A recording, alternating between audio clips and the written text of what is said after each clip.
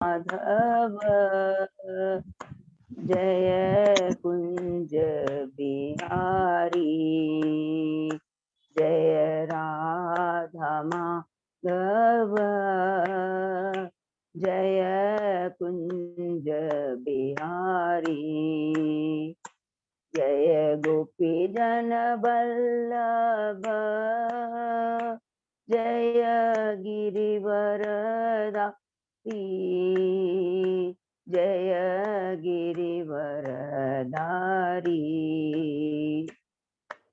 यशोदानंदन ब्रज जन रंजन यशोदानंदन ब्रज जन रंजन यमुना तीरावन चारी यमुना तीरावन चारी जय राधा माधव जय कुंज बिहारी हरे कृष्णा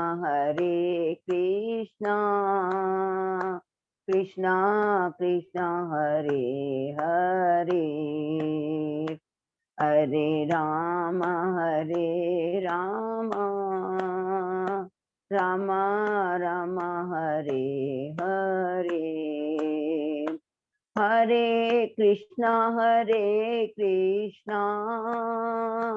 कृष्णा कृष्णा हरे हरे हरे राम राम राम हरे हरे हरे कृष्णा कृष्णा कृष्णा हरे हरे हरे राम राम राम हरे हरे गोविंद बोलो हरि गोपाल बोलो गोविंद बोलो हरि गोपाल बोलो राधा रमन हरि गोविंद बोलो राधा रमन हरि गोविंद बोलो जय राधा माधव माधव राधे जय राधा श्याम सुंदर राधा श्याम सुंदर राधे जय राधा गोपीनाथ राधे जय राधा कुंज बिहारी कुंज बिहारी राधे जय राधा मदन मोहन राधे जय जगन्नाथाय बलदेवा जय सुभद्रा जय गौरानिताय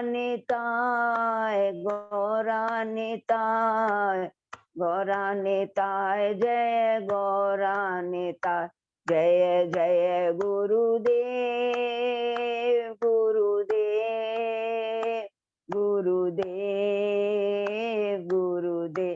जय जय प्रभुपाद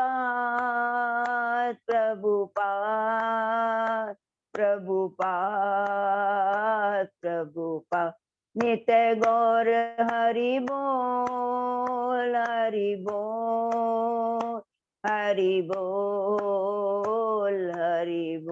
हरि नाम संकीर्तन की जय। शील प्रभुपाद की जय।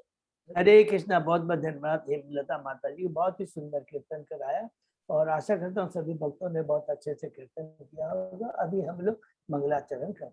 ओम अज्ञान तिमिरांधस्य ज्ञानांजन शलाकया चक्षुरुन्मीलितं येन तस्मै श्री गुरुवे नमः। श्री चैतन्य मनोभीष्टं स्थापितं येन भूतले स्वयं रूप कदा मह्यं ददाति स्वपदान्तिकम्। वंदे हम श्री गुरु श्रीयुतपद कमलम श्री गुरु वैष्णवांच श्री रूपम साग्र जातम सहगना रघुनाथम वितम तम सजीवम स्वादेतम सावभूतम परिजम सहितम कृष्ण चैतन्य देवम श्री राधा कृष्ण पादान सहगना ललिता श्री विशाखा वितांत च नमो विष्णुपादाय कृष्ण पृष्ठाय भूतले श्रीमते भक्ति वेदांत स्वामिन इति नामने नमस्ते सरस्वती देवे गौरवाणी प्रचारिणे निर्विशेषा शून्यवादी पाश्चात देश तारिणे वांछा कल्पतरुभ्य कृपा सिंधुभ्येव च पतितानां पावनेभ्यो वैष्णवेभ्यो नमो नमः। नमो महावदान्याय कृष्ण प्रेम पदायते कृष्णाय कृष्ण चैतन्य नामने गौरत्पिसे नमः। हे कृष्ण करुणा सिंधु दीन बंधु जगतपते गोपेश गोपिका कांत राधा कांत नमस्तुते तप्त कांचन गौरांगी राधे वृंदावनेश्वरी विश्वानुसुते देवी प्रणमामि हरिते नीलांचल निवासाय नित्याय परमात्मने बलभद्र सुभद्रायां जगन्नाथाय ते नमः। जय श्री कृष्ण चैतन्य प्रभु नित्यानंद श्री अद्वैत गदाधर श्रीवासादि गौर भक्तबिंद मुखम करोति वाचालम पंगु लंघे गिरिम यत्कृपातमहं वंदे श्री गुरु मदीनतारिणं परमानंद माधवम श्री चैतन्य ईश्वर। हरे कृष्णा कृष्ण कृष्णा हरे हरे हरे राम राम राम हरे। श्री श्री मंगलाचरण की जय। शिला प्रभुपाद की जय। हरे कृष्णा। आज के श्रीमद् भागवतम कक्षा में अध्याय में सभी भक्तों का हार्दिक स्वागत है। मैं सभी भक्तों के चरणों में सादर दंडवत प्रणाम करता हूँ। हम बहुत ही भाग्यशाली हैं कि भगवान श्री कृष्ण गुरु आचार्य साधु की कृपा से हम लोग भागवतम का कई दिनों से अध्ययन कर रहे हैं। अभी हम लोग अध्याय 7 में है, कैंटो 2 के, जो कि और उसके पहले हम लोगों ने 6 अध्याय पूरे कंप्लीट कर चुके हैं। प्रथम अध्याय में हम लोगों ने सुखदेव गोस्वामी जी परीक्षित महाराज को उनके जो 2 प्रश्न हैं कि मनुष्य का इस भौतिक जगत में जीवन में उसका क्या कर्तव्य है और जब वह मृत्यु के समय उसके क्या कार्य करने चाहिए, इसका बहुत ही सुंदर उत्तर देते हैं सुखदेव गोस्वामी जी परीक्षित महाराज के इन प्रश्नों का, जो कि भगवान से संबंधित है और बद्ध जीवों के कल्याण के लिए उसे भगवान की भक्ति करना, श्रवण कीर्तन और स्मरण करना। लेकिन जो भौतिकतावादी हैं और जिनको भगवान के साकार रूप पर विश्वास नहीं है, उनके लिए सुखदेव गोस्वामी कहते हैं उन्हें विराट रूप का ध्यान करना चाहिए। और दूसरे अध्याय में जिसका शीर्षक है हृदय में भगवान, उसमें सुखदेव गोस्वामी जी कहते हैं कि जिन लोगों ने धीरे धीरे विराट रूप का ध्यान करने के बाद आध्यात्मिक उन्नति करते हैं, तो उसको परमात्मा जो हृदय में विराजमान उनका ध्यान करते। और अभी भी अगर भौतिक इच्छाएं हैं, खत्म नहीं हुई है, तो उन्हें क्रम मुक्ति की ओर अग्रसर करना चाहिए। लेकिन अल्टीमेटली जीवन का उद्देश्य क्या है? भगवान की भक्ति करना, श्रवण कीर्तन।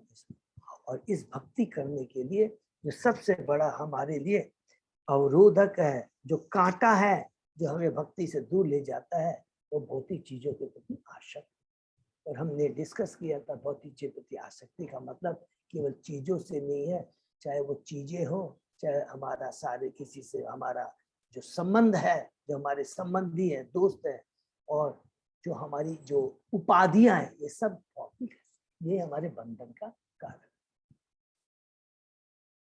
उसके बाद में तीसरे अध्याय में हम प्रवेश करते हैं। उसमें हृदय परिवर्तन, उसके अंदर में सुखदेव गोस्वामी जी कहते हैं कि जो भौतिक इच्छाएं जिनकी हैं, वो अलग अलग देवताओं के पास जाते हैं, अलग अलग अपनी भौतिक इच्छाएं पूर्ति करने के। लेकिन जो सबसे बुद्धिमान है, उसे अपनी भौतिक इच्छाओं के लिए भी केवल भगवान के ही पास जाना चाहिए, क्योंकि भगवान हमारे वास्तविक माता पिता हैं। वो व्यापारी नहीं है, वो हमें हमारी जो है बुद्धि चेतना में परिवर्तन लाएंगे और हमें वही चीज प्रदान करेंगे जो वास्तव में हमारे लाभदायक हो। तो जब हम लाभदायक वर्ड कहते हैं, उसका मतलब क्या हुआ? जो हमें इस आध्यात्मिक जगत में ले जाने में मदद करे, भौतिक जगत में छुटकारा पाने में मदद करे, वही चीज वास्तव में लाभकारी है। केवल भौतिक चीज पाना ये क्या है, बंधन का कारण है, ये लाभकारी नहीं है। ये क्या है, ये नुकसानदायक। क्यों नुकसानदायक है? क्योंकि मनुष्य योनि बहुत दुर्लभ है। केवल इसी मनुष्य योनि में हम भक्ति कर कर कर करके अपने जो मिस्टेक, हमने जो गलती किया है उसका निवारण कर करके हम भगवान के धाम जा सकते हैं। और इस प्रकार सौनक ऋषि भगवान सुत गोस्वामी से ये भगवान सुन कर करके कि इतना सुंदर मनुष्य योनि में इतना बड़ा महान हमें फल प्राप्त हो सकता है, तो वो कहते हैं कि वास्तव में मनुष्य योनि बहुत दुर्लभ है और इसका हमें पूरा पूरा उपयोग, सदुपयोग करना चाहिए। हमें अपनी सारी इंद्रियों को भगवान की सेवा में लगाना चाहिए। अगर हम ऐसा नहीं करते हैं तो हम आत्मा के प्रति अन्याय करते हैं और आत्मा का हनन करते हैं, आत्मा की हत्या करते हैं। उसके बाद में सुखदेव परीक्षित महाराज जी जब इन दो प्रश्नों का उत्तर मिलने के बाद में सुखदेव गोस्वामी जी से प्रार्थना करते हैं, तो कहते हैं कि भगवान के बारे में श्रवण करना चाहिए। बार बार क्या बोलते हैं, हर तीनों अध्याय में बोलते हैं श्रवण, कीर्तन और स्मरण करना चाहिए। तो श्रवण क्या करना चाहिए? तो श्रवण क्या है, भगवान की कोई भी शक्ति, कोई भी लीला है, कैसे भी हो, उनका श्रवण करने से हमारा प्यूरिफिकेशन होता है। तो सुखदेव परीक्षित महाराज बहुत बुद्धिमान है, वो जानते हैं कि इस सभा में सब तरह के लोग बैठे हुए, तो श्रवण हमें कहाँ से शुरू करना चाहिए? तो हमें श्रवण भगवान की बहिरंगा शक्ति, भगवान की ये पुरुष अवतार के बारे में श्रवण करना चाहिए। और जब उसमें करते करते करते करते हमारा स्पिरिचुअल एडवांसमेंट जब होता है, तब हमें भगवान की अंतरंगा शक्ति द्वारा जो भगवान की लीलाएं जो भगवान ने किया वृंदावन में, द्वारका में, मथुरा में, उनके बारे में हम सुनने के अधिकारी बन जाते हैं। उसी चीज को ध्यान में रखते हुए परीक्षित महाराज ने तुरंत सुखदेव गोस्वामी से कहा कि मुझे भगवान की सृष्टि लीला के बारे में, तो सृष्टि चक्र। तो सुखदेव गोस्वामी जी बहुत खुश हो जाते हैं परीक्षित महाराज की बुद्धिमता को देख करके, और तुरंत वो भगवान का ग्लोरिफिकेशन करना शुरू करते हैं। बहुत सुंदर भगवान का ग्लोरिफिकेशन करते हैं कि हे भगवान, आप ही सब कुछ हैं, आप ही, आपका जो श्रवण कीर्तन स्मरण करता है उससे सारे पाप नष्ट हो जाते हैं, पाप करने की प्रवृत्ति नष्ट हो जाती है। आपके चरणों के प्रति आसक्ति, भौतिक आसक्ति को नष्ट कर देती है। और आप ही श्रेयपति हैं, आप ही लोकपति हैं, आप ही प्रजापति हैं, आप ही यज्ञपति हैं, आप ही यदुपति हैं, जो कुछ भी आप है। और इस भौतिक जगत में हम बद्ध जीवों के पास में जो कुछ भी हमारे प्रारब्ध के अनुसार से आपके पास से जो कुछ भी मिला है, जो कि उसे हमें भगवान की सेवा में लगाना चाहिए। अगर हम भगवान की सेवा में नहीं लगाते हैं तो उसका कोई महत्व नहीं, ये बुद्धिमानी नहीं है। इस पर ग्लोरिफिकेशन करने के बाद में सुखदेव गोस्वामी परीक्षित महाराज को कहते हैं, अब मैं आपके प्रश्न का जो आपने प्रश्न किया सृष्टि चक्र के बारे में, ब्रह्मा और नारद जी के बीच जो संवाद हुआ उसके माध्यम से मैं आपको बताऊंगा। तो हम 5वें अध्याय में प्रवेश करते हैं, सर्व कारण कारण। उसके अंदर में बहुत ही सुंदर हमने ब्रह्मा जी और नारद जी ने जो ब्रह्मा जी से प्रश्न किया, जिसमें बहुत डिटेल में ब्रह्मा जी ने इस सृष्टि के बारे में बताया है। नारद जी कहते हैं सर्वप्रथम कि मैं तो यही सोचता था कि जो भी भूत, वर्तमान और भविष्य में जो कुछ भी सृष्टि हुई है, हो रही है और होगी आगे, सबके पीछे आपका ही हाथ, सर्व कारण आप। तो ब्रह्मा जी कहते हैं कि, फिर वो कहते हैं कि नहीं, लेकिन मुझे डाउट है कि फिर अगर ये सच है तो फिर आप किसका ध्यान करते हैं? तो ब्रह्मा जी नारद जी के भ्रम को दूर करते हुए कहते हैं, तुम्हारा जो भ्रम है सही है, मैं वास्तविक इस सृष्टि का कारण हूँ, उसके पीछे जो परम कारण है वो भगवान श्री कृष्ण है, जिनसे मेरी उत्पत्ति हुई है। और बहुत सुंदर बताते हैं कि परमेश्वर कौन है और हम जीव जो उनके अंश को, जीव और परम जीव, आत्मा और परमात्मा में अर्थ क्या अंतर है, बहुत सुंदर ढंग से बताते हैं। और उसके बाद में कहते हैं कि हे नारद, तुमने जो जो अलग हमसे जो 6 प्रश्न किए हैं यत रूपम यद अधिष्ठातम यत सृष्टि यत संस्थम यत परम तत् तत्व। ये 6 प्रश्नों का उत्तर मैं तुमको एक एक करके देता हूँ और ब्रह्मा जी बहुत सुंदर ढंग से एक एक करके प्रश्नों का उत्तर देते हैं 6 का, जिसमें सृष्टि के बारे में बहुत ही डिटेल में हमने पढ़ा। ये प्रश्न नंबर 3 है कि किस प्रकार ये सृष्टि हुई, किस प्रकार ये जो 23 तत्व हैं कि जो कालोदायक विच्छु के माध्यम से हुई है और किस प्रकार इन 23 तत्वों से ये ब्रह्मांड बना, इसका हमने डिटेल में डिस्कशन किया। और उसके बाद में विराट रूप का, विराट के जो अलग अलग अंग है उनको हमने कितना सुंदर ढंग से, जो 14 भुवन है और वर्ण ब्राह्मण क्षत्रिय वैश्य शूद्र और ये 3 जो है उच्च लोक मध्य लोक और निम्न लोक से भगवान के अलग अलग अंग का, विराट रूप के जो अंग है उनका अलग अलग हमने इस प्रकार कंपेरिजन पढ़ा। और उसके बाद में हम अध्याय 6 में प्रवेश करते हैं, जिसमें पुरुष शुक्ति की पुष्टि, जिसके अंदर में बाकी जो 2 प्रश्न रह जाते हैं, तत्व तत्वतम और यत संस्थम, कि किस प्रकार ये जितने भी इंग्रेडिएंट्स है भौतिक जगत में जो है वो कहाँ से आते हैं, वो भगवान से ही आते हैं।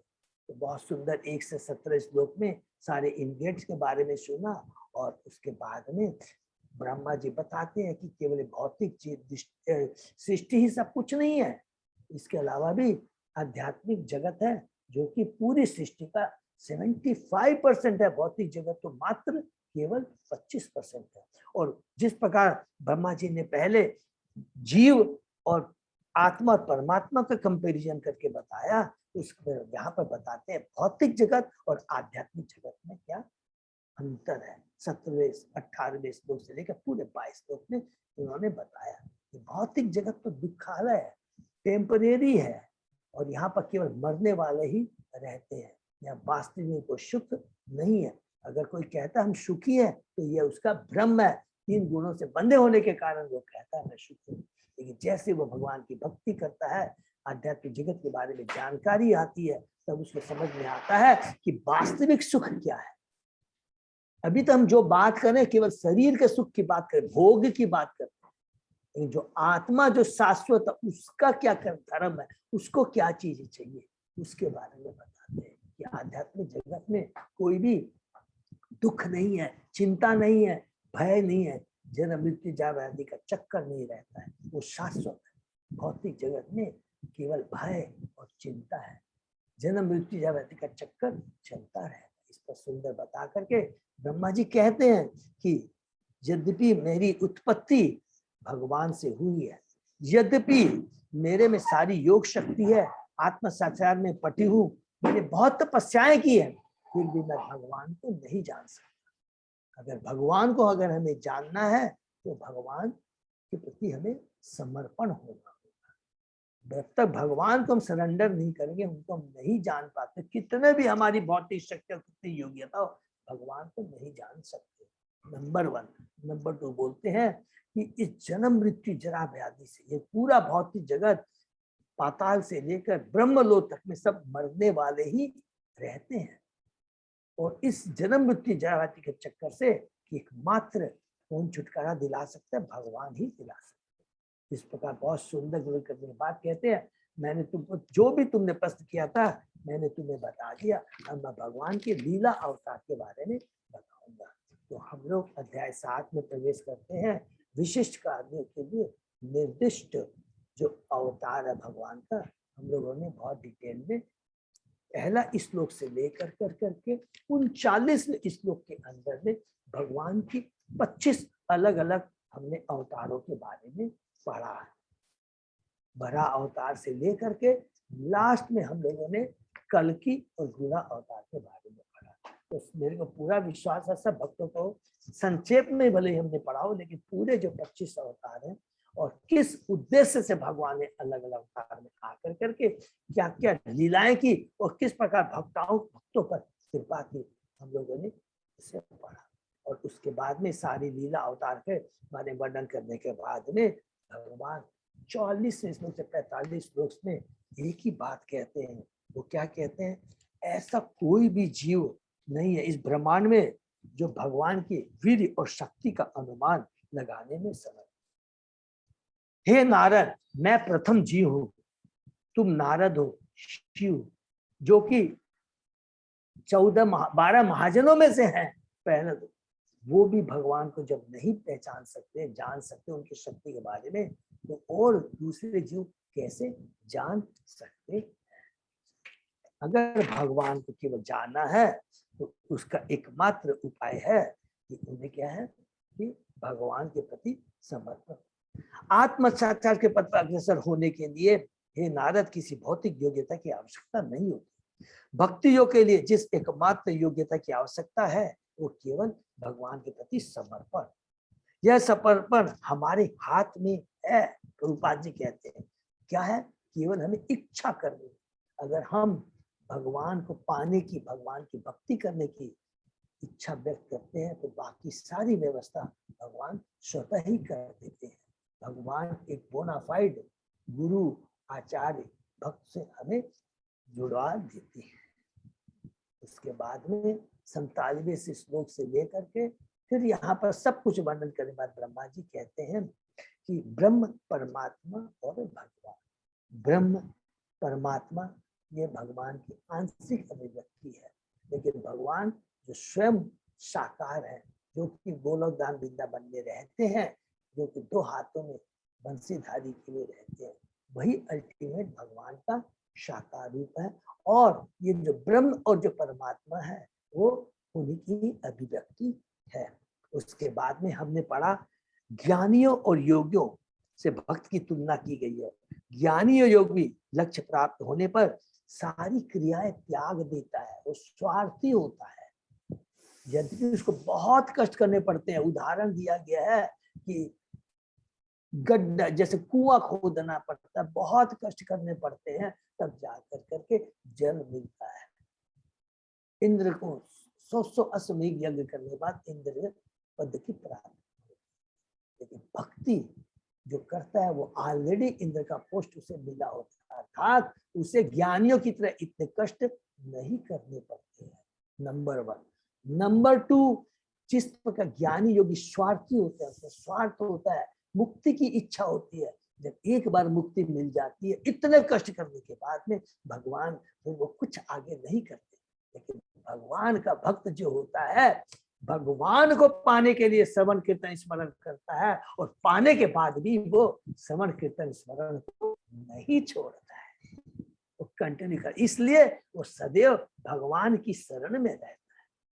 जो ज्ञानी योगी होते हैं, एक बार मुक्ति तो मिल जाती है, लेकिन जब तक भक्ति नहीं करते हैं तो उनका भी डाउनफॉल होता है, माने उनको भी इस भौतिक जगत में आना पड़ता है। और लास्ट में श्लोक में हमने पढ़ा कि नारद जी ब्रह्मा जी कहते हैं नारद के, हे पुत्र नारद, मैंने संक्षेप में प्रकट जगत को सृष्टा श्री भगवान के विषय में बताया, जो समस्त कारणों के कारण है। जहां तक हमने पढ़ा उसके आगे तो हम लोग कैंटो 2 के अध्याय 7 में पढ़ेंगे। ठीक है। ओम नमो भगवते वासुदेवाय। ओम नमो भगवते वासुदेवाय। ओम नमो भगवते वासुदेवाय। नारायण नमस्कृत्य नरं चैव नरोत्तमं देवी सरस्वती व्यासं ततो जयमुदीरये। नष्ट प्रायेषु अभद्रेषु नित्यं भागवत सेवया। भगवती उत्तम श्लोके भक्ति भवति नैष्ठिकी। आराधयो भगवान ब्रजेश तनय तत्धाम वृंदावनम। रमया काचित् उपासना व्रजबधू वर्गेणया कल्पिता। श्रीमद्भागवतम प्रमाणम अमलम प्रेमा पुमर्थो महान। श्री चैतन्य महाप्रभो मतम इदम तत् आदरो न पर। हरे कृष्ण कृष्ण कृष्ण हरे हरे, हरे राम राम राम हरे। तो हम लोग आगे पढ़ते हैं श्लोक नंबर 51 से। अजय प्रभु 51 से। थैंक यू सो मच प्रभु। अध्याय 7 श्लोक नंबर 51। इदं भागवतम नाम यत में भगवता उदितम संग्रह अयम विभूति नाम तम एतत् विपुली कुरु। हे नारद, श्री भगवान ने ही मुझे यह श्रीमद् भागवत नामक तत्व ज्ञान संचित रूप में बतलाया था और यह उनकी विभिन्न शक्तियों का संग्रह है। अब तुम स्वयं इस ज्ञान का विस्तार करो। तो इसको अंडरलाइन कर ले, अब तुम स्वयं इस ज्ञान का विस्तार करो। इसमें देखिए, जो कुछ भी प्रभुपाद जी ने जो कुछ भी किया है, प्रभुपाद जी के जो हमारी इस्कॉन की संस्था जो उन्होंने स्थापना की है, वो 100% उसका जो बेस है, आधार है इस्कॉन का, पूरे शास्त्रों के जो सिद्धांत है, नियम है, उसको ध्यान में रखकर ही किया गया है। तो यहाँ पर देखिए भागवत में क्या लिखा है, हे नारद, अब तुमको क्या करना है, मैंने तुमको जो कुछ बताया है, अब इस ज्ञान का विस्तार करो। अर्थात जो ज्ञान हमने परंपरा से, गुरु आचार्य से प्राप्त किया है, वो ज्ञान अधूरा है और उसका अल्टीमेट हमें फल नहीं मिलता यदि हम जो ज्ञान हमने प्राप्त किया है, अगर हम बेचारे जो अज्ञानी जीव हैं, अज्ञानी मनुष्य, उनमें प्रचार नहीं करते। ये बहुत इंपॉर्टेंट है। इसने प्रभुपाद जी ने कहा, preaching is essence, purity is force. बहुत जरूरी है, प्रचार करना बहुत ही जरूरी है। ठीक है, तात्पर्य पढ़ते हैं। भागवत का सार लगभग आधे दर्जन श्लोकों में श्री भगवान द्वारा वर्णित है, जो आगे दिया गया है। यह तत्व ज्ञान है और भगवान का समर्थ प्रतिनिधित्व करता है। परम होने के कारण यह श्रीमद् भागवत तत्व ज्ञान से अभिन्न है। ब्रह्मा को यह ज्ञान सीधे भगवान से प्राप्त हुआ, जिसे उन्होंने नारद को सौंप, फिर नारद ने श्री व्यासदेव से उसे विस्तार करने का आदेश दिया।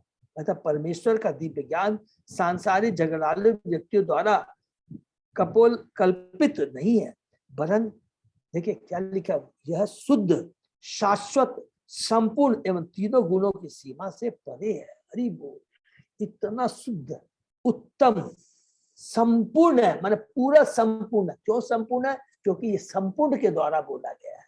भगवान श्री कृष्ण, उनमें कोई तरह के दोष नहीं है और ये तीनों गुणों से ऊपर है। इसमें जरा लेस मात्र भी सत्वगुण, रजोगुण, तमोगुण जो हमें बांधते हैं और इस भौतिक जगत में घुमाते रहते हैं, इसका लेस मात्र भी भक्ति में स्थान नहीं है। इस प्रकार श्रीमद् भागवत पुराण दिव्य वाणी के रूप में भगवान का साक्षात अवतार है। तो ये भागवतम भगवान से अभिन्न है। अतः मनुष्य को चाहिए कि इस ज्ञान को भगवान से ब्रह्मा, ब्रह्मा से नारद, नारद से व्यास, व्यासदेव से सुखदेव, सुखदेव से शुद्ध गोस्वामी की परंपरा में भगवान के प्रामाणिक पद्धति से प्राप्त करें। बार बार एक ही चीज बोला गया है कि ज्ञान अगर हमें प्राप्त करना है तो प्रामाणिक स्रोतों से, प्रामाणिक गुरु से, आचार्यों से ही प्राप्त करना चाहिए। वैदिक वृक्ष का पका फल अचानक ऊंची शाखा से पृथ्वी पर गिरकर टूटे बिना, हरि बोल, एक हाथ से दूसरे हाथ में जाता रहा। भगवान से ब्रह्मा जी, ब्रह्मा जी से नारद जी, नारद जी से सुखदेव गोस्वामी, सुखदेव से सुत गोस्वामी, और इस प्रकार ये परंपरा से चला आ रहा है। अतः जब तक उपयुक्त परंपरा के प्रामाणिक प्रतिनिधि से इस तत्व ज्ञान को नहीं सुना जाता, तब तक मनुष्य इस ज्ञान को समझ नहीं सकता।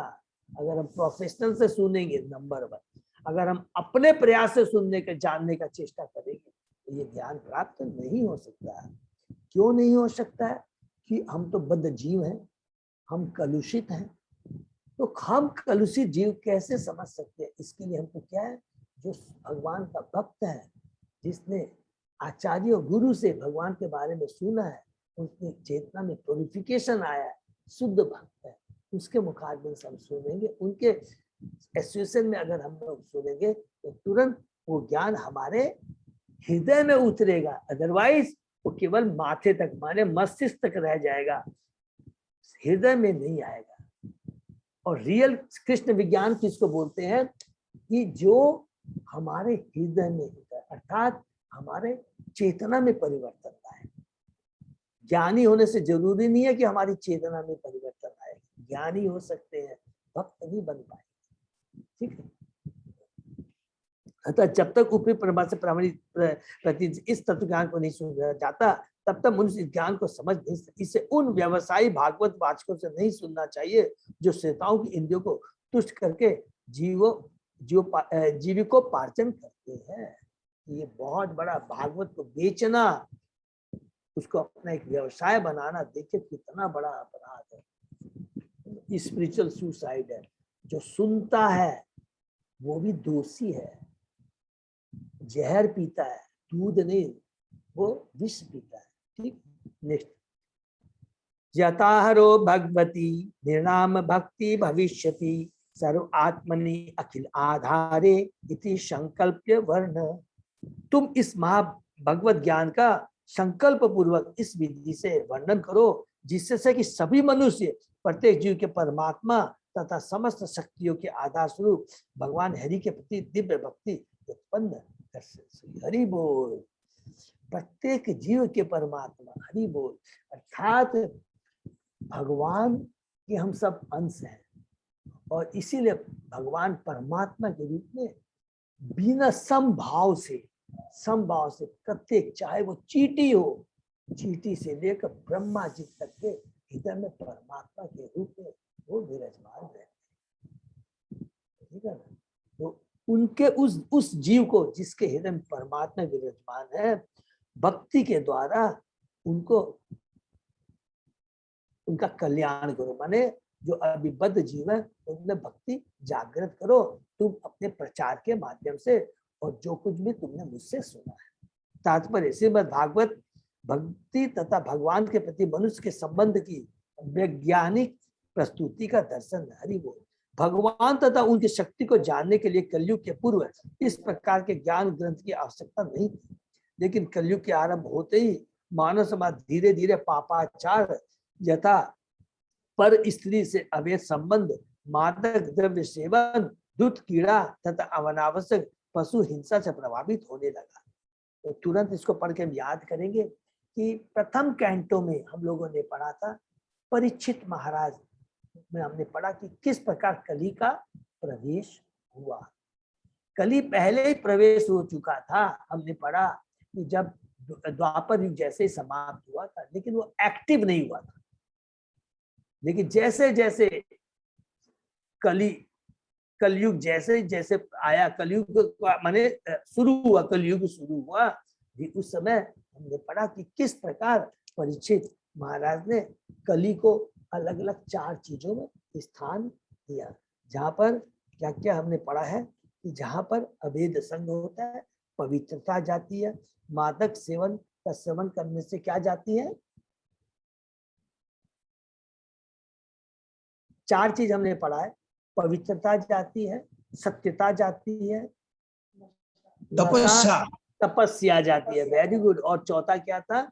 दया जाती है। ये चारों चीजों का है यथा परिस्थिति, अवैध संबंध, मादक द्रव्य सेवन, धृत कीड़ा तथा अनावश्यक पशु हिंसा से प्रभावित होने लगा। इन आधारभूत पाप कर्मों के फलस्वरूप मनुष्य ईश्वर के साथ अपने शाश्वत संबंध भूलने लगा। इस तरह मनुष्य जीवन के परम उद्देश्य के प्रति एक प्रकार से अंधा हो गया। ये देखिए, इस लाइन को अंडरलाइन कर देंगे।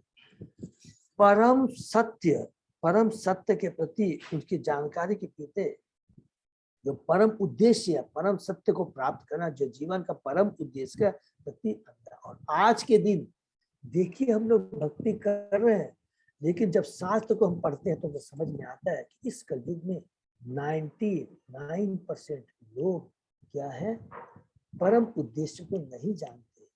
परम उद्देश्य की तो हम बात छोड़ दीजिए, सबसे पहले जो हम शरीर है, हम आत्मा, इसी को ही नहीं जाए। सब लोग क्या बोलेंगे कि सॉरी, हम आत्मा है, हम शरीर नहीं है।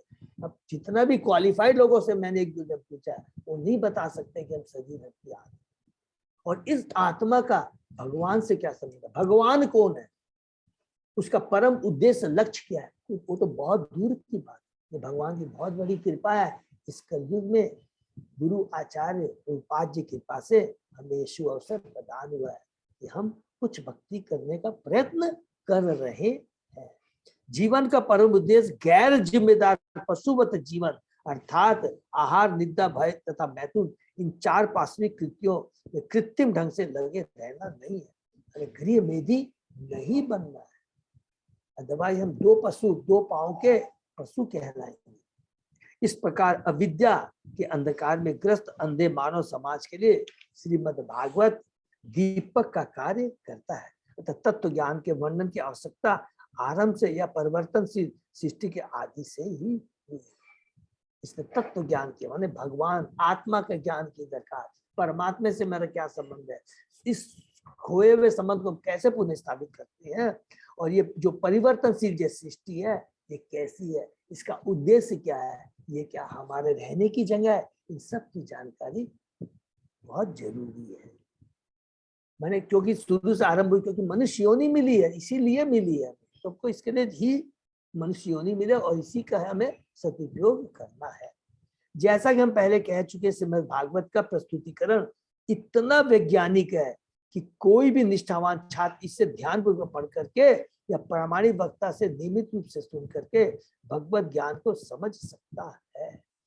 मानव समाज के इस युग में सभी लोग जीवन सुख के पीछे इतने दीवाने हैं कि अंधकार में रहने के कारण उन्हें इतनी भी दृष्टि प्राप्त नहीं है कि वे जाने कि सिर्फ भगवान ही समस्त सुख के आधार है, क्योंकि वे प्रत्येक वस्तु के परम स्रोत है। जन्मादस्य जाता है भागवतम का पहले कैंटो का पहला श्लोक। कितनी बढ़िया बात लिखा है कि वास्तविक सुख किसको बोलते हैं, उसका जो सागर आगार है वो भागवत वही बताता है कि what is the real happiness. भगवान की भक्ति के द्वारा ही अबाध सुख की पूर्ण उपलब्धि संभव है, और उन्हीं की संगति से हम इस दुखमय संसार से छुटकारा पा सकते हैं। जो लोग इस भौतिक जगत का सुख उपभोग करना चाहते हैं वे भी सिर्फ भागवत के महान ज्ञान की शरण लेकर और अंत में सफलता प्राप्त कर सकते हैं। हरि बोल। जो हमने अभी पढ़ा है, जिनको भौतिक सुख की इच्छा है अभी भी है, तो सुखदेव गोस्वामी जी ने कहा कोई बात नहीं है, ठीक है ना, केवल भक्तों के संग के माध्यम से आकर करके एक बार जितना कितना ही भौतिकतावादी हो, एक बार वो भक्त शुद्ध भक्त के संग में उसके एसोसिएशन में आता है, तो याद रखिएगा कि ये प्रचार कार्य के बहुत जरूरी है हमारे लिए। क्योंकि जब हम लोग प्रचार कार्य में जाते हैं तो जिसको देखते हैं बोलते अरे नहीं ये खाओ पियो मौज जुड़ाओ यही जीवन है, देखिए तुरंत रिएक्ट नहीं करना है, क्योंकि ये भौतिक जगत ही ऐसा है, कलयुग में ऐसा ही है। हम बहुत लोग हम लोग की भी यही मति थी, यही सोच थी, लेकिन भगवान की कृपा से, गुरु आचार्य की कृपा से तुरंत हमें समझ में आ गया, हम अंधकार से प्रकाश में आ गए, और अभी से प्रकाश का हमें पूरा फायदा उठाना है। अतः नारद को उनके गुरु उपदेश देते हैं, या यह कहे कि आदेश देते हैं कि इस ज्ञान को संकल्प के साथ व्यवस्थित ढंग से प्रस्तुत करें। ये फिर से रिपीट कर रहे हैं, देखिए इसी श्लोक तो बहुत जरूरी है। इस ज्ञान को केवल अपने तक रखना तो केवल ज्ञान रह जाएगा, और दूसरी से याद रखेंगे ये लुप्त हो जाएगा, हम भक्ति के स्तर से गिर जाएंगे, तो मतलब हमारा जो प्रोग्रेस है वो रुक जाएगी। और हमें को क्या क्या प्रचार करना बहुत जरूरी है भक्तों में, और इसलिए प्रभुपाद जी ने बहुत जोर दिया प्रचार का। नारद जी को जीविकोपार्जन हेतु भागवत के सिद्धांतों का उपदेश देने के लिए कभी नहीं कहा गया, वरन उनके गुरु ने आदेश दिया कि इसे गंभीरता पूर्वक प्रचारक रूप में ग्रहण करें। बहुत जरूरी था। इसलिए भक्ति सिद्धांत सरस्वती ठाकुर ने जब प्रभुपाद जी प्रथम उनकी मुलाकात हुई तो उन्होंने एक ही चीज कहा था कि बहुत लोग फॉरेन में गए अब लेकिन सक्सेस नहीं हुए, लेकिन मुझे लगता है you are a qualified person, तुम जरूर पाश्चात्य देश में जाकर करके जो मलेच्छ हैं उन लोगों को भक्ति का ज्ञान दे करके उनका भी कल्याण। ये बहुत बड़ा जो कार्य प्रभुपाद जी ने कहा, हम लोग के पास वो शब्द ही नहीं है कि जो हम उनका गुणगान कर सके, है ना। उनके एहसान को हम लोग माने भूलना माने हमको उनके बारे में सोच भी नहीं सकते, इसलिए हमको केवल उनसे कृपा प्राप्त, उनकी कृपा पाने की कि हे गुरु, हे जगत गुरु शिला प्रभुपाद, मुझ बद्ध जीव पर आप कृपा करो, मुझ पर कृपा करो। नेक्स्ट मायाम वर्णयत अमुष्य ईश्वरस्य अनुमोदित श्रवणत श्रद्धा नित्यम माया आत्मा न हुयति। विभिन्न शक्तियों से संबंधित भगवान के कार्यकलापों का वर्णन, उनकी प्रशंसा, उनका श्रवण परमेश्वर की शिक्षाओं के अनुसार होना चाहिए। यदि नियमित रूप से श्रद्धा तथा सम्मान पूर्वक ऐसा किया जाता है तो मनुष्य भगवान की माया से निश्चित रूप से उबर जाता है। उनका श्रवण, देखिए यहाँ क्या वर्ड लिखा, प्रशंसा था, उनका श्रवण, श्रवण बहुत ज्यादा इम्पोर्टेंट है। जितना श्रवण अच्छा होगा उतना अच्छा कीर्तन होगा और उतना अच्छा स्मरण होगा, ये बहुत जरूरी है। तात्पर्य, किसी विषय का गंभीर ज्ञान मंचले लोगों के भावों से सर्वथा भिन्न होता है। ये मंचले या मूर्ख लोग बहिरंग शक्ति के प्रसंग में भगवान के कार्यकलापों को व्यर्थ मानकर अपने को झूठ में भगवान की अंतरंग शक्ति में उच्च स्तर पर सम्मिलित बता सकते हैं, किंतु सत्य तो यह है कि भगवान की बहिरंगा अंतरंग शक्तियों से संबंधित कार्यक्रम समान रूप से श्रेष्ठ है। इसको प्लीज अंडरलाइन करें। भगवान की कोई भी शक्ति, भगवान की कोई भी कार्य है, ये कितनी बड़ी बात लिखा है, समान रूप से श्रेष्ठ है। कभी भी ये नहीं बोलेंगे कि ये अच्छा है ये खराब है। रसगुल्ले को आप कहीं से भी चख लीजिए वही स्वाद मिलेगा। रसगुल्ले का ऐसा नहीं अच्छा इस पोर्शन में अलग स्वाद मिलेगा, इस पोर्शन में अलग स्वाद नहीं, रसगुल्ला रसगुल्ला ही होता है। इसलिए भगवान के जो कार्य होते हैं वो समान रूप से श्रेष्ठ। दूसरी ओर जो भगवान की बहिरंग शक्ति के चंगुल से अभी तक छूट नहीं पाए, उन्हें बहिरंग शक्ति के प्रसंग में भगवान के कार्यकलापों का नियमित श्रवण करना चाहिए। देखिए भगवान की जो बहिरंग शक्ति कितना आज हमने जो पढ़ रहे हैं और आगे भी पढ़ने जा रहे हैं, पुरुषावतार, सृष्टि में पूरा महाविष्णु, कारणोदक्षाय विष्णु, गर्भोदक्षाय विष्णु, चिरोदक्षाय विष्णु, इन सारे और एक एक अलग भगवान के एक्टिविटीज, इसको हमको बार बार पढ़ना चाहिए। उन्हें मूर्खतावश रासलीला जैसे अंतरंग शक्ति के कार्यकलापों में नहीं आकर्षित होना चाहिए। सस्ते कथावाचक भगवान की अंतरंग शक्ति के विषय में अत्यंत उत्साह दिखाते हैं और भौतिक सुखोपभोग में मग्न छद्म भक्त गलती से मुक्त जीव की अवस्था पर पहुंचना चाहते हैं और इस पर भगवत शक्ति के चंगुल में बुरी तरह आ फंसते हैं। देखिए इसमें से कुछ एक का विचार है कि भगवान की लीलाओं के श्रवण का अर्थ है गोपियों के साथ उनके कार्यकलाप पर गोवर्धन धारण जैसी लीला के विषय में सुनना। उन्हें भगवान के पुरुषावतार जैसे स्वांश विस्तारों से तथा भौतिक जगत की सृष्टि पालन संहार जैसी लीलाओं से कोई सरोकार नहीं रहता। These are the professionals, छद्म गुरु, छद्म वाचक हैं, कथावाचक हैं। किंतु प्रबुद्ध भक्त जानता है, बुद्धिमान भक्त जानता है कि भगवान की लीलाओं में चाहे वह रास लीला हो, चाहे सृष्टि की उत्पत्ति, पालन या संहार, कोई अंतर नहीं है। अपितु पुरुषावतार के रूप में भगवान के कार्यकलापों का वर्णन उन पुरुषों के लिए है जो बहिरंग शक्ति के चंगुल में, हम जैसे बद्ध जीवों के लिए है। ये सबसे पहली है, ये हम पढ़ेंगे तो हमको भगवान के बारे में, भगवान की महत्ता, भगवान की श्रेष्ठता, भगवान की इतने गुणों के बारे में हमें जब ज्ञान प्राप्त हो, ऑटोमेटिक हमारा प्योरिफिकेशन होगा और ऑटोमेटिक हम लोग आगे अंतरंगा शक्ति, अंतरंगा जो भगवान की लीला है उसमें प्रवेश करने के अधिकारी बन जाएंगे। रासलीला जैसी कथाएं बद्ध जीवों के लिए न होकर मुक्त जीवों के लिए है। हरि बोल। अर्थात जिनको भगवान की भक्ति करते करते करते करते भौतिक जगत में रहते हुए भी तीन गुणों से वो आसक्त नहीं है, तो स्वतः ही उनको किसमें आनंद आएगा? जैसे हमारी प्रवृत्ति सूअर की प्रवृत्ति न हो करके वास्तव में हम ये बोल देंगे कि मनुष्य की प्रवृत्ति हो जाएगी। ये बहुत बड़ी बात। अर्थात हम अभी भी अगर हमारी भौतिक आसक्ति है, हमारे में पाने की इच्छा है, यश प्राप्त करने की इच्छा है, तो ये बोलने में हिचकिचाहट हमें नहीं होनी चाहिए कि अभी भी हमारी सूअर की प्रवृत्ति है, हमको विष्ठा ही पसंद है। और जब धीरे धीरे भगवान के पुरुषावतार के बारे में अगर हम सुनेंगे तो ये हम मुक्त जीव हो जाएंगे। अर्थात ये 3 गुणों से इस प्रकार ये कुछ पाने की इच्छा, यश पाने की इच्छा, धन पाने की इच्छा, इससे हम लोग ऊपर हो जाएंगे।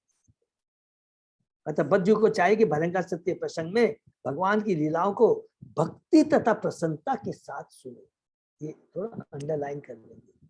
जो लीला हम सुन रहे हैं, अगर हमको देखिए कोई शर्म नहीं करना है और अपने जो कमजोरी है उसको भगवान के गुरु के सामने जाके हमें सब बताना है कि मैं जप तो कर रहा हूँ, मैं ये श्रवण तो कर रहा हूँ, मैं ये शास्त्र तो पढ़ रहा हूँ, लेकिन मुझे इंटरेस्ट नहीं आ रहा है, तो मुझे पर कृपा कीजिए। एक बार कृपा की याचना करेंगे तो भगवान अवश्य उसमें हस्तक्षेप करें। ये बहुत जरूरी है कि हम श्रवण करें, कीर्तन करें, जप करें, उसमें भक्ति के साथ करना है। और जब भक्ति के साथ करेंगे तो अवश्य हमें दिव्य आनंद की प्राप्ति होगी, इसमें कोई डाउट नहीं है। यह कार्य मुक्त अवस्था में रास लीला के श्रवण के समान उत्तम है। देखिए कितनी बड़ी बात लिखा है, यह कार्य मुक्त अवस्था में रास लीला के श्रवण के समान उत्तम है। जब तक हम बद्ध जीव हैं, भगवान की बहिरंगा शक्ति के बारे में पढ़ रहे हैं, सुन रहे हैं, अगर हमें आनंद आ जाता है तो वो उतना ही उत्तम है जितना कि मुक्त पुरुष को रास लीला का श्रवण करने में आनंद आता। बद्ध जीव को कभी भी मुक्त जीवों के कार्यों का अनुकरण नहीं करना चाहिए, खाली दिखावटी नहीं करना चाहिए। अरे ये है वो मैं भी मुक्त जीव हूँ, देखिए वो भी 16 माला कर रहा है, मैं भी 16 माला कर रहा हूँ, वो भी देखिए श्रवण कर रहे हैं, मैं भी श्रवण कर रहा हूँ, वो भी साथ नहीं। उनकी हमारे में जमीन आसमान का फर्क है। वो ऑलरेडी प्यूरिफाइड आत्मा है और हम लोग कंडीशन सोल है। दोनों का हम लोग क्या है, लर्निंग स्टेज में है, वो ऑलरेडी अचीव कर चुके हैं उस स्टेज को। ये बहुत जरूरी है। भगवान श्री चैतन्य कभी भी सामान्य मनुष्यों के साथ रासलीला नहीं सुनते थे। जो चैतन्य महाप्रभु जो स्त्री का संग तो बहुत माने उन्होंने क्या कहा था, उसको बहुत सीरियसली लिया था, वो करते थे। और वो जो रास लीला भी वो भगवान की रास लीला को सबसे उत्तम है। रामानंद से भगवान श्री चैतन्य महाप्रभु का जो संवाद है, सुनेंगे तो हमारे रोंगटे खड़े हो जाएंगे। एक एक कर कर करके क्या क्या चीज इतना सुंदर रामानंद के माध्यम से बताते हैं कि वास्तव में प्रेम क्या है, माधुर्य रस क्या है, वात्सल्य रस क्या है, और माधुर्य रस में जो चरम जो माधुर्य रस की जो स्टेज है वो क्या है। बहुत सुंदर वो क्या है, राधा रानी इतना सुंदर है, इसलिए वो किसी आलतू फालतू से नहीं सुनते थे। श्रीमद् भागवत के प्रथम 9 स्कंद 10वें स्कंद को सुनने की भूमिका बांधते। हरि बोल। श्रीमद् भागवत के प्रथम 9 स्कंद, इसको अंडरलाइन कर लेंगे, 10वें स्कंद में सुनने की भूमिका बांधते हैं। इस स्कंद के अंतिम अध्याय में पुनः इसकी चर्चा की जाएगी। इस स्कंद के अंतिम अर्थात 10वें अध्याय में पुनः इसकी चर्चा की जाएगी। तीसरे स्कंद में यह और अधिक स्पष्ट हो सके, स्टेप बाय स्टेप बाय। अतः भगवान के शुद्ध भक्त को चाहिए कि वह श्रीमद् भागवत को प्रारंभ से सुनना प्रारंभ करे, सीधे 10वें स्कंद को नहीं। हमसे कई बार कुछ तथाकथित भक्तों ने निवेदन किया है कि हम तुरंत ही 10वें स्कंद को हाथ में ले, किंतु हम सदैव इससे बचते रहे, क्योंकि हम श्रीमद् भागवत को तत्व ज्ञान के रूप में प्रस्तुत करना चाहते हैं, बद्ध जीवों के लिए विषय ज्ञान के रूप में नहीं। श्री ब्रह्मा जी जैसे अधिकारियों ने इसके लिए वर्जित किया है। श्रीमद् भागवत को वैज्ञानिक प्रस्तुति के रूप में पढ़कर तथा सुनकर बद्ध जीव इंद्रिय तृप्ति की उत्तरोत्तर माया से मुक्त होकर दिव्य ज्ञान के उच्चतर पद को प्राप्त हो सकेंगे। हरि बोल। तो यहाँ पर बहुत सुंदर लास्ट 3 श्लोकों में ब्रह्मा जी ने नारद मुनि के माध्यम से हम बद्ध जीवों को बताया है कि भगवान की क्या करना है। 3 चीज बताया कि मनुष्य योनि बहुत दुर्लभ है, और ये मनुष्य योनि में जब तक हम लोग जीव यहाँ पर हैं, हमें भगवान की भक्ति करनी है। और भक्ति की विधि क्या है, ये बहुत इंपॉर्टेंट है। अगर विधि सही नहीं है तो प्रयोजन कभी भी नहीं मिल पाएगा। संबंध अविधेय एंड प्रयोजन। अविधेय बहुत इंपॉर्टेंट है, विधि बहुत इंपॉर्टेंट है। वो क्या है? हमें ज्ञान नहीं भक्ति प्राप्त करनी है। भक्ति कैसे हो सकती है? श्रद्धा से और प्रेम से। और ये कैसे मिल सकता है? भक्तों के एसोसिएशन के माध्यम से, प्रामाणिक गुरु के माध्यम से, और कोई दूसरा। और अगर इसको हम फॉलो करते हैं तो भक्ति बहुत सरल है, अदरवाइज ये बहुत टफ है। इसके अलावा कोई भी दूसरा उपाय। हरे कृष्णा। तो यहाँ पर हम लोग अध्याय 7 की समाप्ति करते हैं। ठीक है, नेक्स्ट है अध्याय 8, राजा परीक्षित के प्रश्न है। तो इसमें हम लोग प्रवेश कर सकते हैं। है 10 मिनट है तो हम लोग कर सकते हैं। तो यहाँ पर अभी हमने लास्ट क्या कंप्लीट किया कि नारद मुनि को ब्रह्मा जी आदेश देते हैं। तो ये जब बात परीक्षित महाराज सुखदेव गोस्वामी के मुखार बिंद से सुनते हैं तो तुरंत उनके मन में जिज्ञासा आती है। वो कई तरह के प्रश्न करते हैं। तो पहले वो प्रश्न करते हैं कि नारद मुनि ने ब्रह्मा जी से आदेश प्राप्त कर करके किस प्रकार उन्होंने प्रचार कार्य में वो आगे, और उसके अलावा वो और भी कि भगवान की भक्ति के बारे में उनसे सुखदेव गोस्वामी जी प्रश्न करते हैं। तो हम लोग शुरू करते हैं। राजा परीक्षित के प्रश्न, अध्याय 8। राजोवाच ब्रह्मणा चोदितः ब्रह्मन् गुण आख्यने अगुणस्य च यस्मे यस्मे यथा प्राह नारद देव दर्शन। राजा परीक्षित ने सुखदेव गोस्वामी से पूछा कि नारद मुनि ने जिनके श्रोता श्री ब्रह्मा द्वारा उपदिष्ट भाग्यशाली श्रोता है, किस प्रकार निर्गुण भगवान के दिव्य गुणों का वर्णन किया और वे किन किन के समक्ष बोले। हरि बोल। तो किस प्रकार निर्गुण भगवान, तो निर्गुण का मतलब यहाँ पर सबको एकदम क्लियर हमने बताया। निर्गुण का मतलब ये नहीं है कि भगवान निर्गुण है, नहीं। इसका मतलब ये हुआ कि भगवान 3 गुणों से ऊपर है। ठीक है, जड़ गुण नहीं है। हाँ, जड़ गुण नहीं है। ठीक है ना। तात्पर्य पढ़ते हैं। देवर्षि नारद तो ब्रह्मा जी ने सीधे उपदेश दिया था, ब्रह्मा को भी परमेश्वर ने स्वयं उपदेश दिया था। अतः नारद द्वारा विविध शिष्यों को दिए गए उपदेश स्वयं परमेश्वर द्वारा प्रदत्त उपदेशों के तुल्य है। देखिए कितनी बड़ी बात है। उपदेशों के तुल्य क्यों बोलते हैं? जो भगवान का जो प्रामाणिक गुरु होता है उसकी सबसे बड़ी योग्यता क्या है? तुरंत यहाँ पर हमको याद करना है। जो भगवान का जो प्रामाणिक शिष्य होता है वो पोस्टमैन का काम करता है। He acts like a postman. जो कुछ भी उसने अपने गुरु से सुना एज इट इज वो आगे बद्ध जीवों को प्रदान करता है। अपने मन से फुल स्टॉप कॉमा तक भी वो ऐड नहीं करता। और ये सबसे बड़ी क्वालिटी हमारे जगतगुरु शिला प्रभुपाद की है। उन्होंने जो कुछ भी आप देखेंगे तात्पर्य में हम देखेंगे हमेशा वो बोलेंगे कि विश्वनाथ चक्रवर्ती गोस्वामी ये कहते हैं, सुत गोस्वामी अलग अलग जितने भी आचार्य हैं ये कहते हैं, नरोत्तम दास ठाकुर ये कहते हैं, सब उन आचार्यों की टिप्पणी को लेकर ही अपने मन से प्रभुपाद जी ने फुल स्टॉप कॉमा तक भी। तो बहुत बड़ी बात है। वैदिक ज्ञान को समझने की यही विधि है।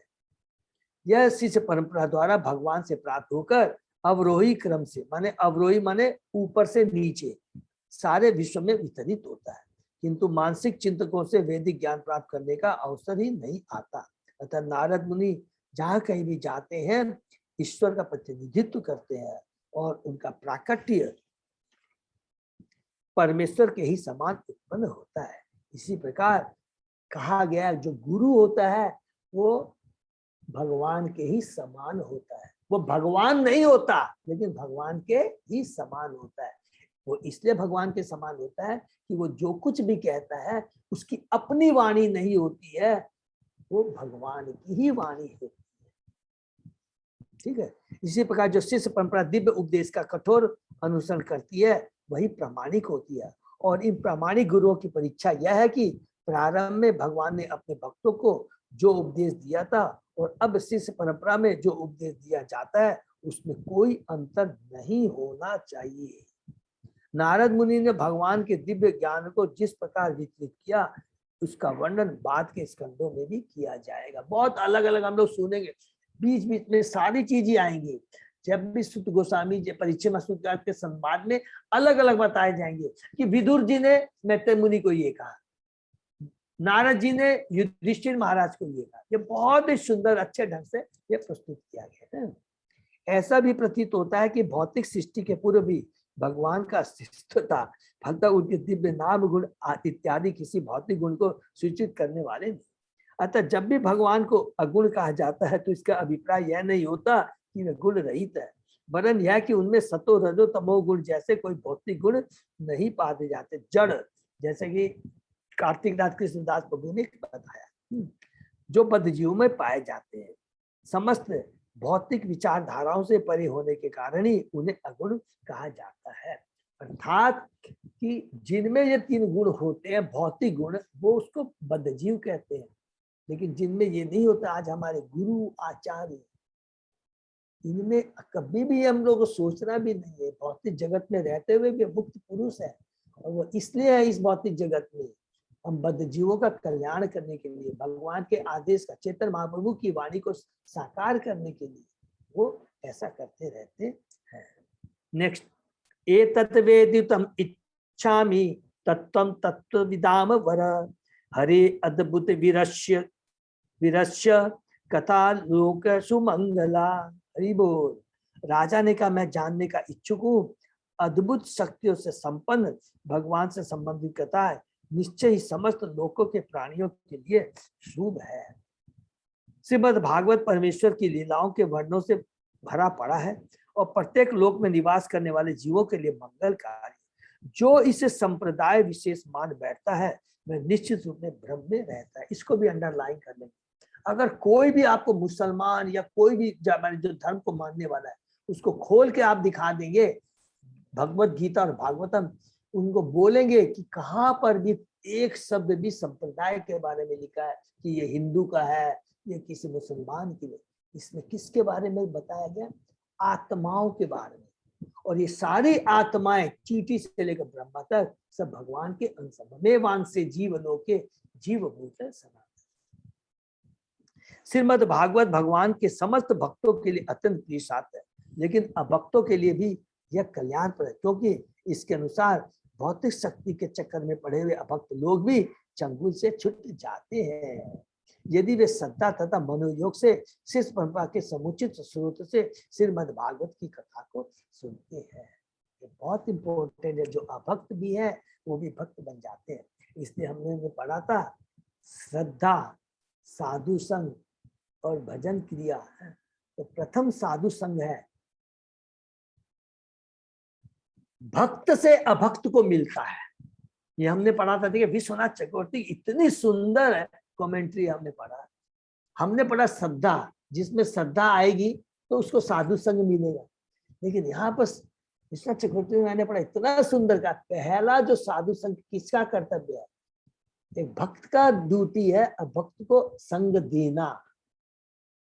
जब वो देता है तो ऑटोमेटिक उसमें श्रद्धा आएगी, और जब श्रद्धा आ जाएगी तब वो चाहेगा साधु संग के बारे में सोचेगा, ऑटोमेटिक वो उसका इच्छा व्यक्त करेगा। तो पहली इच्छा व्यक्त करनी है भक्त को अभक्त के प्रति। तो जब होगा तो उसमें श्रद्धा आएगी, और जब श्रद्धा आएगी तो वो फिर साधु जो भक्त है उसके प्रति वो आकर्षित होगा, उसका संग करने। ठीक है ना? हरे कृष्णा। एक श्लोक और कर लें तो हम लोग यही समाप्त करते हैं। ठीक है ना? हरे कृष्णा। तो आज बहुत ही इम्पोर्टेंट है कि बार बार हमारे को प्रभुपाद जी ने अपनी तात्पर्य के माध्यम, श्लोक के माध्यम से जो 7वें अध्याय में स्पेशली कहा है, देखिए कितनी बड़ी बात है। अगर इसको हम लोग सोचेंगे तो सिंपल लगेगा। ब्रह्मा जी किसको बोल रहे हैं? नारद जी को इंस्ट्रक्शन दे रहे हैं। उनको मैंने ज्ञान दिया ऐसे नहीं दिया है। जबकि देखिए नारद जी जो कि हमने पढ़ा था कि वो विचरण कर सकते हैं, इतने उनके भगवान की कृपा है, वो किसी भी लोक में बिना किसी प्रायर अपॉइंटमेंट के वो कहीं भी विचरण कर सकते हैं।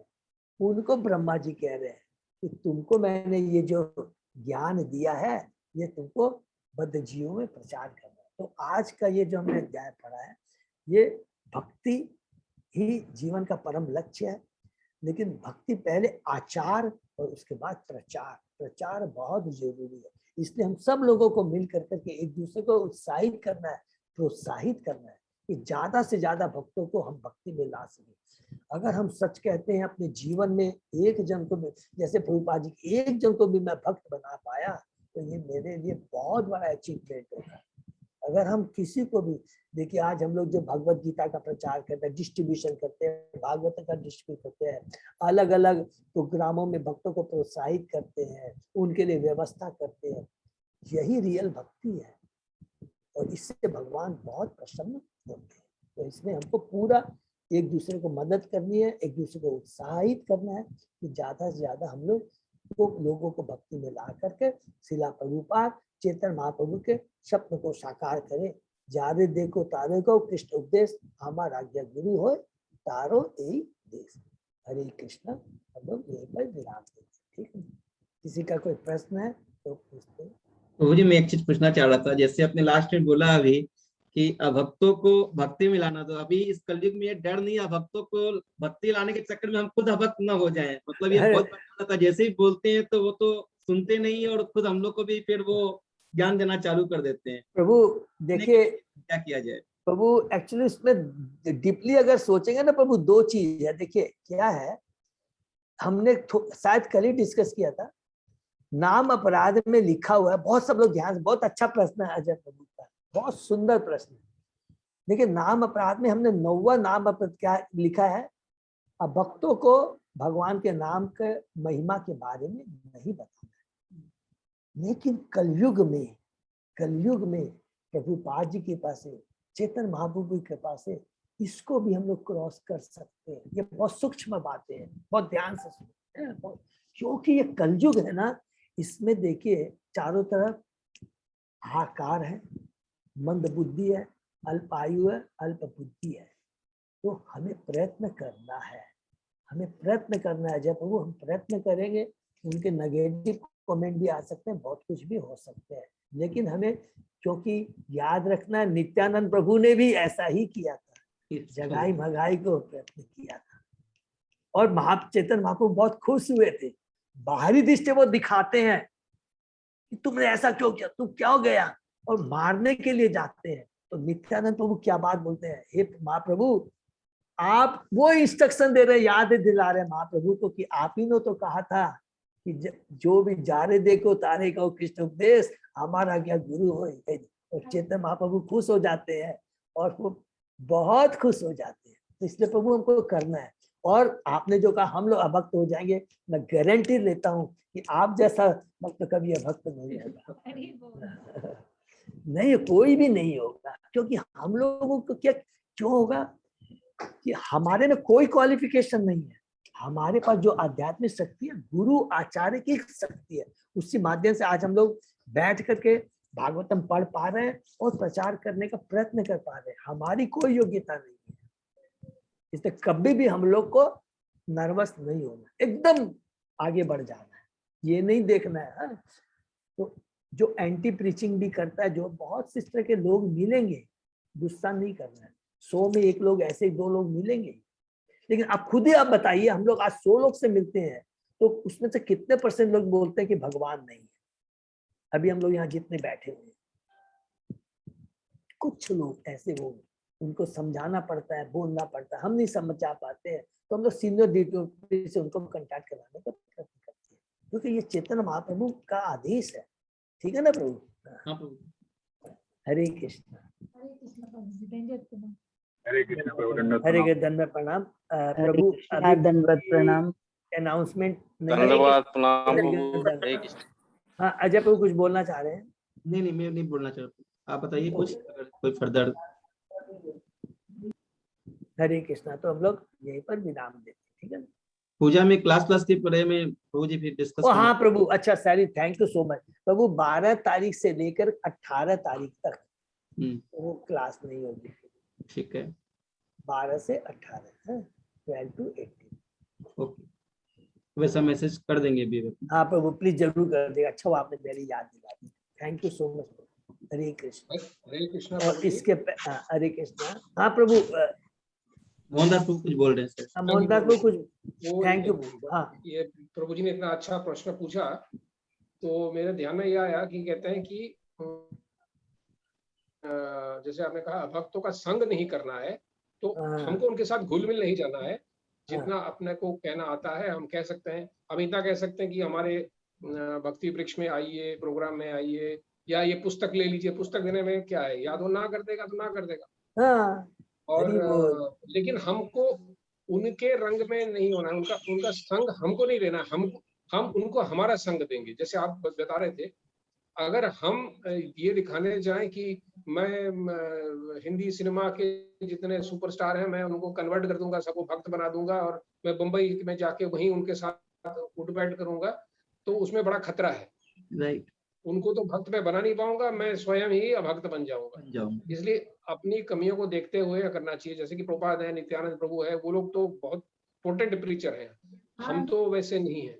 इसलिए हम अपने लिमिट पे रहे। जैसे कहते हैं ना कि मध्यम भक्त जो होता है, मध्यम अधिकारी, वो भी देखता है कि कौन मेरी बात सुनने वाला है, कौन मेरे को नकार रहा है, उस हिसाब से वो अपना रास्ता चुनता है। जो सुनने को तैयार है उसको और भगवान के बारे में बोलता है, जो उल्टा सीधा कहने लगता है कि क्या बोल रहे हो तुम, तो उससे वो दूर हो जाता है, वो आगे बात नहीं करता, समय नहीं गंवाता है।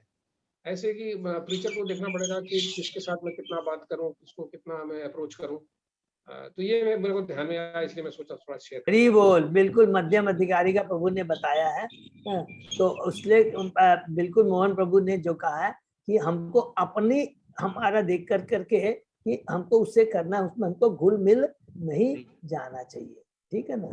तो वो उस तरह के जो डिपोटी अगर इस तरह का आता है तो हमें क्या करना है, उनको सीनियर डिपोटियों से जो कि हमसे जो और ऊंचे हैं उनसे कांटेक्ट करने की चेष्टा करनी है, नहीं तो उनकी उपेक्षा कर देनी है। लेकिन हमें भक्ति के प्रचार में इसको लगे रहना है। ये लगे रहना है, ये लगे, क्योंकि हमको क्या है, भगवान की शक्ति प्राप्त है, भगवान की गुरु आचार्यों की कृपा प्राप्त है, तो हमें प्रचार कार्य में पूरा लगे। लेकिन एट द सेम टाइम जो मोहन प्रभु ने हमें जो बताया, आदेश दिया, बताया कि जो कि उत्तम, मध्यम और निम्न से, तो हम लोग क्या है कि हमें भी ध्यान रखना है कि ऐसा नहीं है कि हम लोग भी उसमें भूल जाए। ठीक है। इसका मतलब क्या है कि जिनकी खुद की हम लोग की भक्ति बहुत, हम लोग अभी उस लेवल तक नहीं पहुंचे हैं। ठीक है ना। हरे कृष्णा। हरे कृष्णा प्रभु जी, दंडवत प्रणाम प्रभु। हरे कृष्णा। तो यही पर हम लोग विराम देते हैं। ठीक है ना। दंडवत प्रणाम प्रभु जी। हरे कृष्ण विराम देते हैं। सही बात। हरे कृष्ण प्रभु, दंडवत प्रणाम। हरे कृष्ण प्रभु जी, दंडवत प्रणाम। हरि बोल। दंडवत प्रणाम प्रभु।